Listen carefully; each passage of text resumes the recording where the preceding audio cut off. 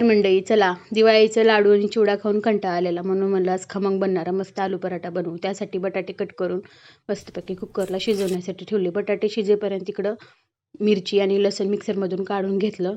मस्त बारीक करून घ्यायचं, छान असं.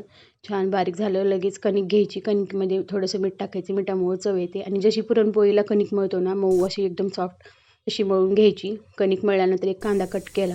ते बटाटे पण शिजलेले होते मस्तपैकी. मग लगेच इकडं त्याला काढून घ्यायचं चाकूच्या साह्याने.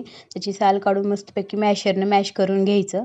छान मॅश झाल्यानंतर लगेच इकडं कढई ठेवायची. त्याच्यामध्ये 2 चमचे तेल, जिरे, मोहरी, कांदा टाकायचा मस्त.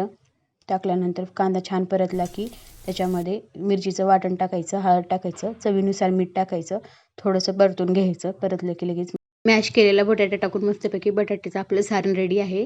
इकडं कणिक वगैरे सगळं घ्यायची. त्याच्यामध्ये एक छोटासा कणिकाचा गोळा मस्तपैकी बनवून घ्यायचा. त्याला थोडंसं पीठ लावून वाटीचा आकार द्यायचा आणि छान असं बटाट्याचं सारण त्याच्यामध्ये मस्त मोदक जसं आपण करतो ना तशा टाईपमध्ये असं भरून घ्यायचं अशा प्रकारे. आणि वर आलेली कणिक मस्त प्रेस करून घ्यायचे. दोन्ही साईडला मस्त पीठ लावायचं आणि छान असं हलक्या हातानं पराठा आपला लाटून घ्यायचा. लाटल्यानंतर पॅनला थोडंसं तूप लावायचं, कारण त्याच्यामुळं छान असं फ्लेवर सुटतं तुपाचं त्याच्यामध्ये. लगेच इकडं पराठा शेकण्यासाठी टाकायचा पॅनवरती. मस्त दोन्ही साईडनं खरपूस असं भाजून घ्यायचं. अशा प्रकारे माझा आलू पराठा रेडी आहे. या मंडळी खायला. बाय.